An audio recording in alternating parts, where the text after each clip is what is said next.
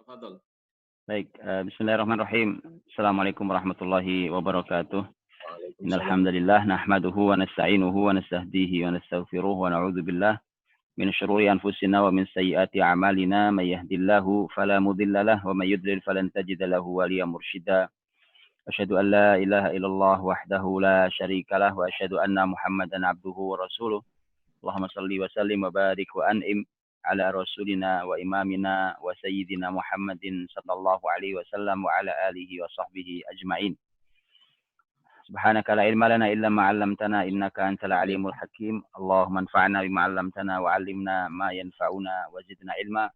Allahumma adfa'anna al-waba wal bala wal zalazila wal mihan wal fitan ma dhahara minha wa ma batan. Allahumma jannibna munkaratil akhlaqi wal a'mali wal ahwa'i wal adwa. Amma ba'd, Mas Zaki, Masya Allah udah lama ketemu kita. Masya Allah ya, ya. Masya Allah. Barakallahu fiikum. Alhamdulillah sehat semuanya, jamaah semuanya yang dimuliakan Allah Subhanahu Wa Taala. Alhamdulillah bersyukur pada Allah Subhanahu Wa Taala. Di sore hari ini kita masih beraktivitas kebaikan di tengah wabah yang semoga Allah Subhanahu Wa Taala segera menghilangkan wabah ini dari negeri ini, juga dari negeri muslimin yang lain, dan juga dari seluruh dunia, dari seluruh manusia. Sehingga bisa berjalan kembali dengan baik semua kebaikan-kebaikan, dan semoga berkuranglah banyak kemungkaran, dan semoga kita sudah banyak belajar dari tentara Allah yang satu ini. Karena ini tentu hanya salah satu tentara Allah. Wa ma ya'lamu junuda rabbika illahu wa ma hiya illa dzikra lil bashar. Tidak ada yang tahu berapa jumlah tentara Tuhanmu kecuali hanya Allah yang tahu, dan itu semuanya tujuannya adalah dzikra lil bashar, untuk mengingatkan kepada manusia ini. Nah, sehingga mudah-mudahan kita sudah ingat, ada banyak yang sedang dikoreksi oleh COVID-19 ini. Ada banyak yang sedang dicek oleh Allah, ya kan, dengan ini semua. Di segala lini kehidupan, di kehidupan pribadi kita, di kehidupan keluarga kita, di kehidupan sosial kita, di kehidupan negara dan dunia sedang dicek semua, dan nampak bahwa nampak berbagai macam ketidaknormalan yang terjadi. Maka itu semua cara supaya kita ingat, wa ma hiya illa dzikra lil bashar. Sesuai dengan rahmat Allah Subhanahu wa taala, Bapak Ibu berbahagia, bicara tentang wabah, saya di awal sekali ingin sampaikan, ini mungkin sudah pada lelah dengan wabah ini, ya kan, dan bahkan barusan saya juga di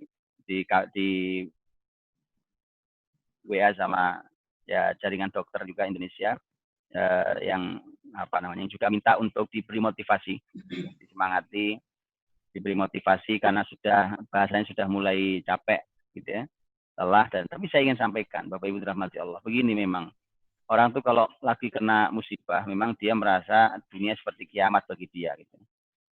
Itu pentingnya kita ini selalu melihat tentang sejarah di masa lalu. Karena sejarah di masa lalu itu, Bapak Ibu lihat ya, akhir surat Yusuf, Allah Subhanahu wa taala berfirman, laqad kana fi qasasihim ibrah liulil albab ma kana haditsan yuftara walakin tasdiqal ladzi baina yadayhi wa tafsila kulli syai' wa hudaw wa rahmah liqaumi yu'minun. Jadi kisah-kisah umat terdahulu itu ada ibrahnya, ada pelajarannya, dan untuk orang-orang yang mau berpikir, Quran ini bukan sesuatu yang tiada-ada. Jadi kisah di dalamnya segala macam itu sesuatu yang nyata terjadi, dan itu ada tujuannya. Ya, tujuannya macam-macam. Di antaranya adalah dia sebagai rahmat dan sebagai kabar gembira. Jadi belajar sejarah, Bapak Ibu, kita akan merasakan itu, ya, merasakan bahwa kita di antara yang kita dapat adalah rahmat Allah SWT. Rahmat itu artinya kasih sayang Allah, ya. Kemudian setelah itu juga kita mendapatkan kabar gembira. Kalau kabar gembira berarti kita senang, gitu ya. Itu belajar sejarah. Karena itulah maka ketika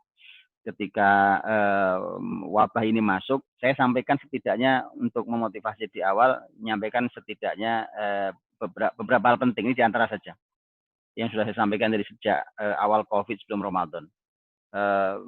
bahwa yang pertama adalah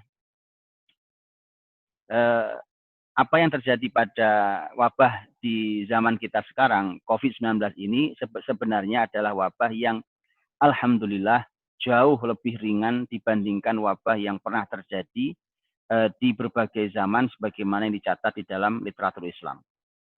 Ya, oleh para ulama Islam telah dicatat bagaimana kejadian yang jauh amat lebih mengerikan dibandingkan dengan yang ada hari ini. Korbannya juga ini nggak seberapa.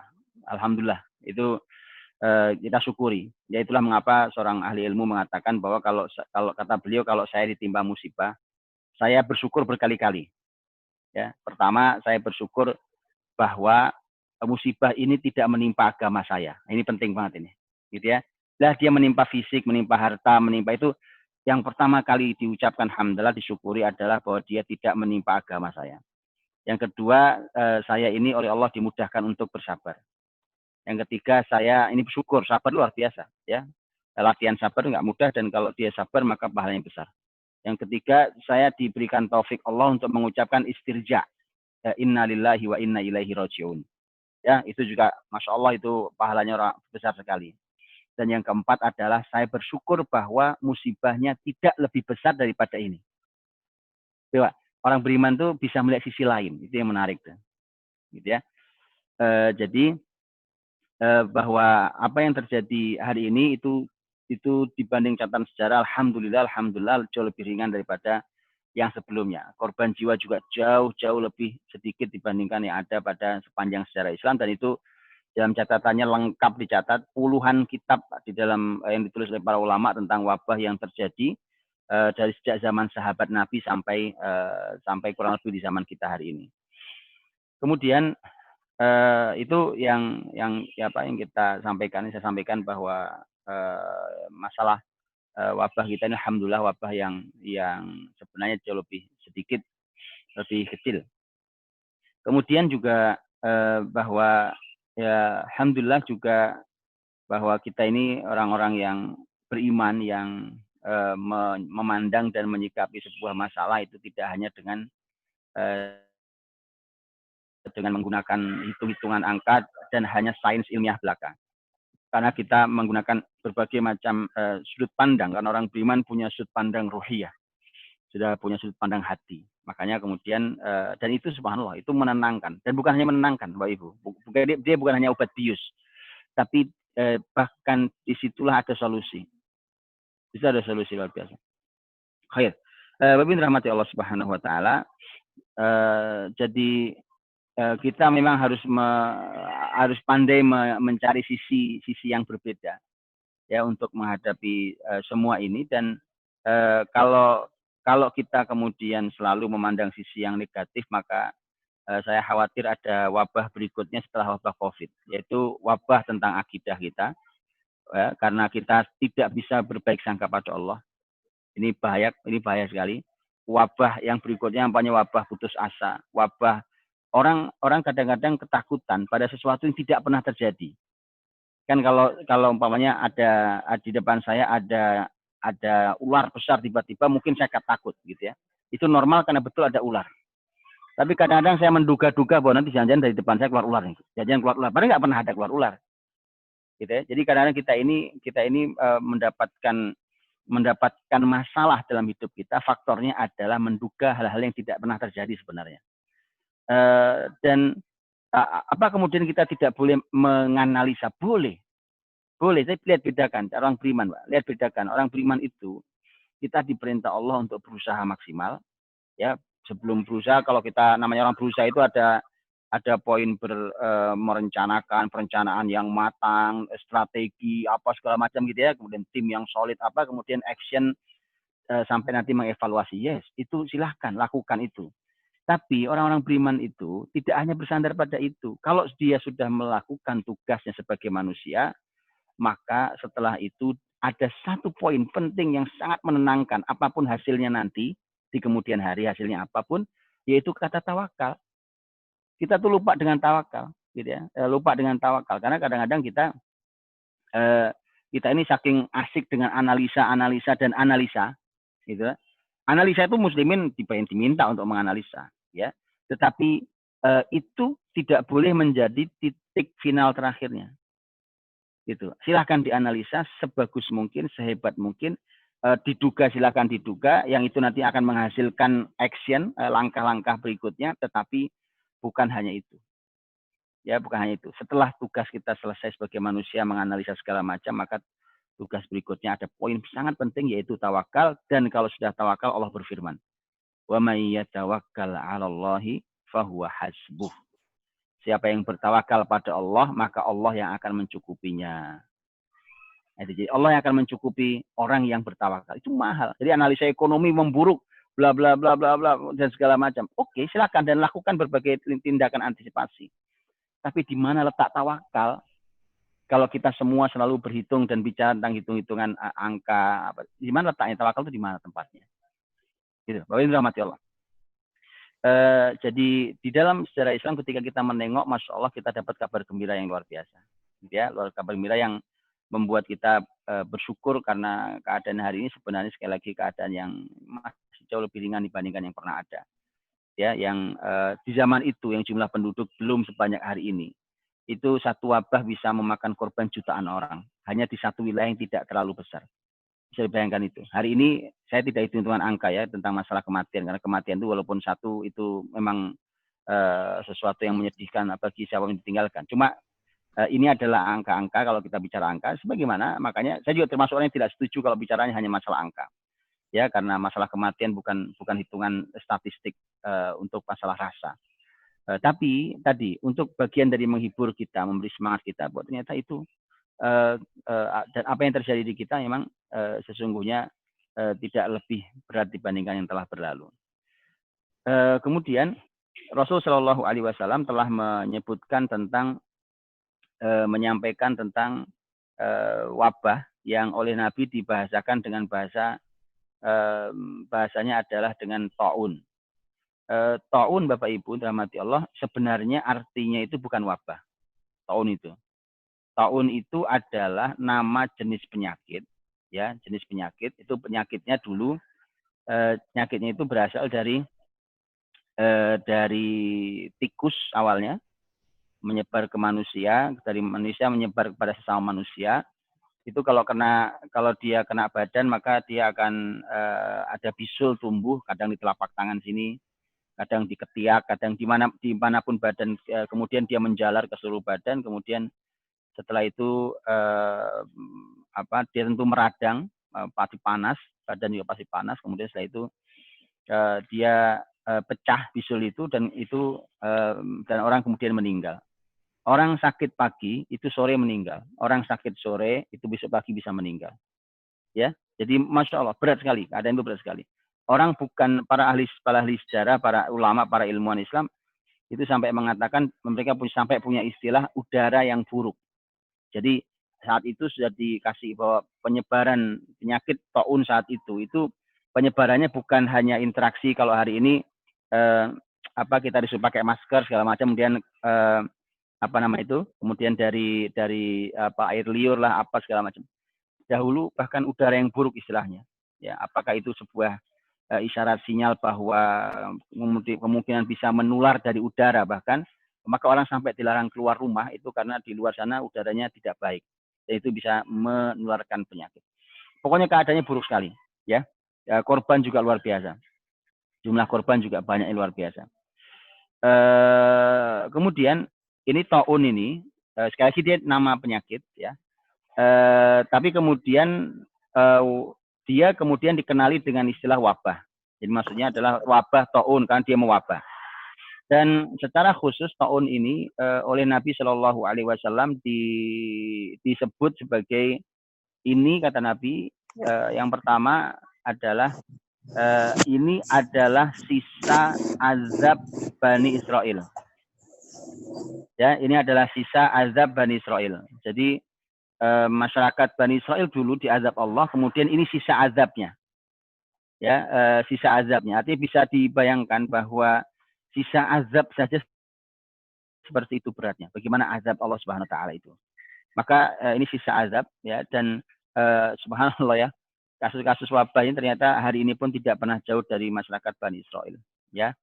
Nah, silakan dicek sendiri kalimat ini. Jadi karena itulah maka sesuai rahmati Allah, wabah-wabah yang ada ini atau kalau secara khusus adalah taun sebenarnya, kalau yang lain itu disebut kalau yang lain itu disamakan dengan taun itu sebagai kiasan sebenarnya, gitu ya. Jadi satu sisi dia adalah sisa azab dari orang Bani Israel, kemudian Nabi Shallallahu Alaihi Wasallam menyampaikan dia adalah rahmat bagi orang-orang beriman. Jadi wabah taun itu rahmat bagi orang beriman dan dia azab bagi orang kafir. Makanya satu ujian dari Allah itu ternyata bisa bernilai dua sekaligus yang sangat berbeda. Buat orang-orang beriman seperti kita semua ini, maka dia adalah merupakan bahkan yang meninggal, Nabi SAW mengatakan orang yang meninggal karena taun itu meninggalnya syahid. Ya, meninggalnya syahid. Ya, dan ya mudah-mudahan yang meninggal orang beriman yang meninggal karena COVID-19 pun mudah-mudahan syahid. Mudah-mudahan. Kemudian kita yang ketika kita melihat juga tentang masalah taun tadi itu, wabah tadi itu, maka dari situ kita juga tahu bahwa taun ini atau wabah ini pernah menjangkiti berbagai negeri ya, dalam keadaan yang sangat amat buruk, dan kita harus melihat bagaimana sikap, termasuk terutama tentang tema ibadah, gitu ya. Bagaimana sikap muslimin. Sesuai dengan Allah, wabah yang sangat dikenal dari kalau dihitung dari zaman Rasul Shallallahu Alaihi Wasallam, sebagaimana dicatat besar dalam sejarah Islam, adalah wabah taun Amwas. Taun Amwas, ya. Taun Amwas itu terjadi awalnya dari sebuah desa namanya Amwas. Amwas ini desa yang sekarang posisinya di bawah kekuasaan penjajah Zionis di Palestina. Dan Amwas ini adalah satu tempat yang saat itu dari situlah kemudian menyebar wabah itu sampai ke beberapa tempat di wilayah Palestina, dan korbannya cukup besar, bahkan yang meninggal itu bukan saja manusia biasa, tapi para sahabat mulia Nabi Shallallahu Alaihi Wasallam pun meninggal di situ. Dan itu diawali di masa pemerintahan Umar ibn Khattab radhiyallahu anhu, ketika Umar ibn Khattab radhiyallahu anhu memimpin, dan ibu kotanya adalah Madinah, di mana ibu kota Madinah ini saat itu kemudian Umar ingin pergi bersama dengan rombongannya untuk pergi kunjungan tugas, tujuan tugas ke Palestina. Maka kemudian ketika sampai di sebuah tempat namanya Sarg, yang itu tidak jauh lagi dari Palestina, Umar bin Khattab dan rombongan ditemui oleh pemimpin tertinggi negeri Syam, yaitu sahabat mulia Abu Ubaidah bin Al-Jarrah radhiyallahu anhu. Dan Abu Ubaidah kemudian mengabarkan di tempat itu bahwa di dalam Palestina sedang terjadi wabah. Kemudian Umar berdialog, Umar meminta diskusi rapat dengan beberapa sahabat senior. Nah, yang pertama diminta oleh Umar adalah para sahabat dari kalangan muhajirin. Muhajirin adalah sahabat yang asli dari yang pindahan dari Mekah ke Madinah, itu punya keutamaan luar biasa. Maka begitu dimintai pendapat, ternyata mereka beda pendapat. Mereka terbelah menjadi dua. Yang satu kelompok mengatakan bahwa, wahai Umar, kita ini belum menyelesaikan tugas kita untuk masuk ke Palestina, maka mari kita teruskan perjalanan ini masuk Palestina apapun yang terjadi di sana. Yang pendapat kedua mengatakan, wahai Umar, Anda ini membawa orang-orang penting di dunia Islam, termasuk para sahabat Nabi, maka tidak ada alasan kamu untuk membahayakan mereka, maka kita pulang kembali ke Madinah. Karena terjadi perbedaan pendapat, kemudian Umar meminta juga pendapat dari kalangan Ansor, itu para sahabat asli Madinah. Ternyata masyarakat Ansor yang ikut saat itu, ternyata mereka juga beda pendapat sama persis dengan orang-orang Muhajirin. Kemudian Umar meminta pendapat dari orang-orang yang masuk Islamnya baru di Fathu Makkah tahun 8 Hijriah. Dari kalangan para tokoh-tokoh yang masuk Islam tahun 8 Hijriah. Maka kemudian diminta pendapat dan ternyata mereka sepakat untuk mengatakan bahwa kita pulang ke Madinah. Akhirnya Umar mengatakan pada rombongan, oke, kalau gitu siapkan diri, kita besok pagi kita kembali bergerak ke Madinah, tidak jadi masuk ke Palestina. Di saat itulah maka pemimpin tertinggi Syam, yaitu Abu Ubaidah bin Al-Jarrah, kemudian protes pada Umar. Dia mengatakan, wahai Umar, apakah kamu sedang ingin lari dari takdir Allah Subhanahu wa Ta'ala? Artinya kalau ini takdir ya sudah, kamu kenapa lari gitu. Kemudian Umar mengatakan bahwa bagaimana sayangnya, gitu, kata Umar, semestinya pertanyaan seperti ini tidak keluar dari orang seperti dirimu. Karena kamu orang sangat cerdas, orang pinter, orang sahabat Nabi yang luar biasa, yang satu dari 10 sahabat yang dijamin masuk surga, itu Abu Ubaidah ini. Bagaimana kamu kok mengeluarkan pertanyaan kelasnya kok nggak kelas sama kamu, gitu ya? Maka kemudian Umar mengatakan, kalau saya punya kambing, kemudian ada 2 padang rumput, yang satu padang rumputnya hijau, yang satu lagi tidak seberapa hijau. Bukankah kalau saya gembalakan kambing saya di padang rumput yang hijau adalah takdir Allah? Dan bukankah kalau saya gembalakan di padang rumput yang tidak terlalu hijau juga takdir Allah? Artinya kata Umar, kita sedang lari dari takdir menuju takdir yang berikutnya. Menuju takdir yang lain. Ini kalimat Umar, dan semua perbedaan pendapat dan dialog yang hangat di antara orang-orang mulia itu diselesaikan dengan datangnya sahabat mulia Abdurrahman bin Auf radhiyallahu anhu. Ya, Abdurrahman bin Auf saat itu tidak hadir waktu saat diskusi karena ada kepentingan, dia pergi, kemudian dia kembali pas sudah selesai diskusi, kemudian Abdurrahman berkata, kata Abdurrahman, saya mendengar Rasul pernah bersabda. Nah, ini riwayat Abdurrahman. Saya pernah mendengar Rasul bersabda bahwa kalau kalian mendengar di sebuah negeri ada wabah, maka jangan masuk ke sana. Dan kalau kalian ada di dalamnya, maka jangan keluar dari sana. Gitu ya. Itu kalimatnya, dan kemudian Umar mengatakan Alhamdulillah. Jadi berarti Umar, Abu Ubaidah tidak mendengarkan, tidak tahu riwayat ini. Ya, karena ya begitulah, kadang sahabat yang mendengar sebagian tidak mendengar, maka mereka saling mengingatkan dengan ilmu. Kemudian sesuai rahmati Allah Subhanahu wa Ta'ala, jadi itu kemudian Umar dan rombongan pulang ke Madinah. Begitu pulang ke Madinah, terus memantau dari jauh keadaan Palestina, dan kemudian ternyata di Palestina keadaannya memburuk. Bahkan kemudian pemimpin tertinggi negeri Syam, yaitu Abu Ubaidah bin Al-Jarrah, suatu hari mendapatkan surat dari Umar karena keadaan memburuk. Maka Umar ingin menyelamatkan orang yang sangat dikaguminya ini, yaitu Abu Ubaidah, ingin diselamatkan agar tidak terkena wabah. Maka dipanggil ke Madinah, dan Umar mengatakan, saya ingin menyampaikan sesuatu kepadamu tapi langsung. Saya ingin ketemu langsung. Saya tidak mau lewat surat, gitu ya. Ini hanya alasan Umar supaya dia tahu benar temannya ini orang yang sangat bertanggung jawab pada kepemimpinannya, sehingga dia tidak mau meninggalkan umatnya. Maka dijawab oleh Abu Ubaidah bahwa saya sudah tahu, sudah tahu apa maksudmu, wahai Umar. Ya, jadi Abu Ubaidah juga tahu. Tapi saya ini sedang bersama dengan tentara-tentara muslimin, ya, dan saya mencintai mereka. Maka kata Abu Ubaidah, tidak ada alasan bagi saya untuk meninggalkan mereka di sini. Jadi ini juga poin penting, bahwa pemimpin itu, Bapak Ibu, atau siapapun pemimpin, kita juga pemimpin di wilayah kita, tidak ada alasan untuk menyelamatkan diri sendiri, itu nggak ada. Orang kalau sudah jadi pemimpin itu, maka hidup meninggal bersama yang dipimpinnya. Itu seperti Abu Ubaidah. Ya, dia tanggung.